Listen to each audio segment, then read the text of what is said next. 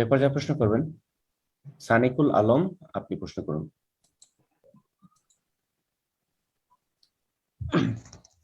আসসালামু আলাইকুম ওয়া রাহমাতুল্লাহি ওয়া বারাকাতুহু। কেমন আছেন ওয়ালাইকুম সাহেব? আসসালাম ওয়া রাহমাতুল্লাহি ওয়া বারাকাতুহু। জি আলহামদুলিল্লাহ। এখানে পশ্চিমবঙ্গের মুর্শিদাবাদ থেকে বলছি। মাশাআল্লাহ, বলেন। আমার আমার প্রশ্ন হলো কি, আমাদের এখন রাজ্যে এই জাকাতুল ফিতরা নিয়ে তুমুল সমালোচনা চলছে সোশ্যাল মিডিয়ায়। কিছু আলেম মানে এই টাকা দিয়ে ফিতরা দেওয়াকে জায়েজ মনে করছে, কিছু মানে মানে ইমামদের এবং আলেমদের ফতোয়া নিয়ে আসছে, দিয়ে বলছে কি যে এই টাকা দিয়ে ফিতরা দেওয়া যায় এই নিয়ে। হুম হুম। আর এ নিয়ে কিছু গ্রামের সর্দার মরল বলছে কি টাকা দিয়ে ফেতরা নিবো, না হলে টাকা দিয়ে যদি ফেতরা না দিস তাহলে তোদেরকে মানে মাঠ থেকে বাইর হয়ে যেতে হবে। জি, এই প্রথম কথা, আমাদের দেশে প্রচলিত জামাত আছে সর্দার আর মন্ডলের জামাত, এর শরীয়তে কোনো অস্তিত্ব নেই। সুতরাং জামাত থেকে বের করে দিই, কোনো পরোয়া করি না। এই জামাতে থাকাটা ফরজও না, সুন্নতও না, মুস্তাহাবও না। গঠনমূলক যদি কাজ হয়, শরীয়তসম্মত কাজ হয় তো ভালো কাজে সহযোগিতায় থাকবে। আর না হলে এই জামাতি জিন্দেগি মানে এই জামাত না, সরকারি জামাত। যদি মুসলিম দেশে থাকেন মুসলিম সরকারি জামাত, জামাতে যতগুলি হাদিস হবে যে সরকারি জামাত। কথা বোঝা গেছে? সরকারের সাথে আনুগত্যের সম্পর্ক থাকতে হবে। দেশে নাশকতামূলক কাজ করবেন না, দেশদ্রোহিতা করবেন না, দেশের ক্ষতি করবেন না, এগুলো হচ্ছে। আর এই যে জামাতবদ্ধ হওয়া, এটা ইংরেজ আমল থেকে শুরু করেছে আমাদের মুসলিমরা। যে একটা গ্রামে একটা জামাত আছে, সেখানে একজন সর্দার আছে, একজন মন্ডল মাতবর আছে, মাতব্বর আছে, সে মালিকানা করছে। এরা অনেক সময় জুলম অত্যাচার করে সমাজের গরিব দুঃখীদের উপরে। আহ, যাদের প্রভাব নেই আর এরা প্রভাবশালী সমাজে, এরা জুলম অত্যাচার করে থাকে। সুতরাং আমি এই জামাতি তরিকার বিরোধী। আপনাদেরকে বলছি, এই জামাত দিয়ে গঠনমূলক কাজ খুব কমই হয়। দেখেন না কি জুলম অত্যাচার করছে। এই অসৎ সর্দারগুলি এখন টাকা দিতে বাধ্য করছে, যেটা জায়েজ হইলেও অনুত্তম। আচ্ছা, যারা জায়েজ বলছে তারা কি বলেছে উত্তম টাকা দেওয়া না উত্তম খাদ্যদ্রব্য? এটা একটা প্রশ্ন।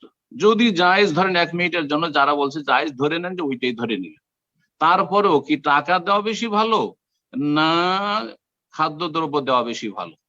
যদি বলে টাকা দেওয়া ভালো, দলিল? আরে নবী সাল্লাল্লাহু আলাইহি ওয়াসাল্লাম দিয়েছেন। কোন একজন সাহাবী টাকা দিয়ে ফিতরা দিয়েছেন? তাহলে ভালো কি করে বললে? তাহলে এটা ভালো নয়, অবশ্যই অনুত্তম। অবশ্যই অনুত্তম যদি জায়েজও হয়। তাহলে অনুত্তম করার জন্য বাধ্য করবে এই জাহেল গুলো, আর উত্তম করতে বাধা দেবে। হ্যাঁ, কেন?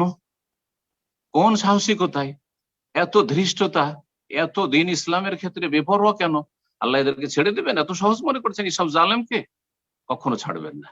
2 নম্বর কথা হলো যে টাকা দিয়ে ফিতরা আদায় হবে না, এইটাই ঠিক মসলা, এটা হচ্ছে ঠিক। আর টাকা দিয়ে ফিতরা, এটা হচ্ছে ভুল, এটা মানুষের মত। এটি আল্লাহ বলেননি, এটি রাসূলুল্লাহ সাল্লাল্লাহু আলাইহি ওয়াসাল্লাম বলেননি।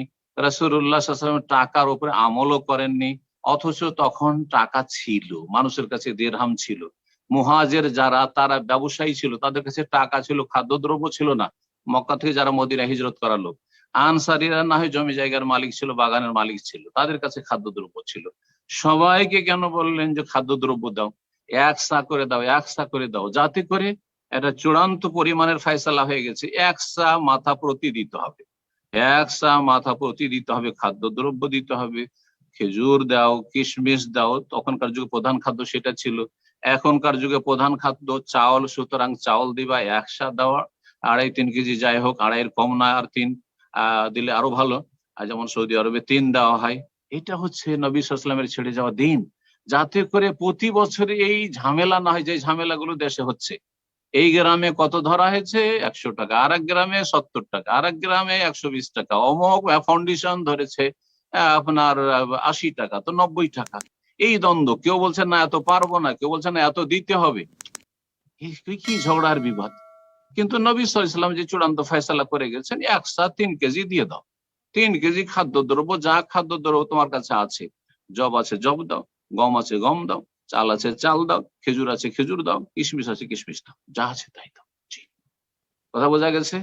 এবং মনে রাখবেন যে নবী সাল্লাল্লাহু আলাইহি ওয়াসাল্লাম যেখানে কোন সাহাবীর ক্ষেত্রে এমন বলেননি যে ঠিক আছে তোমার কাছে তো খাদ্যদ্রব্য নেই, আর কত কেনাকাটা করতে যাবে, টাকা পয়সা দিয়ে দাও, হ্যাঁ একসার মূল্যটা দিয়ে দাও, এরকম বলেছেন?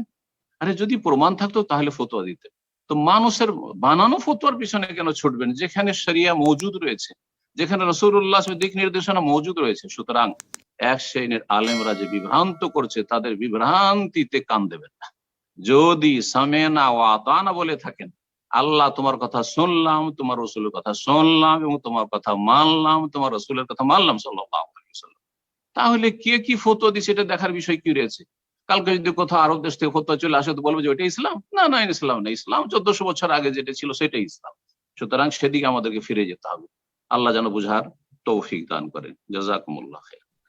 ومن أحسن قولا ممن دعا إلى الله وعمل صالحا وقال إنني من المسلمين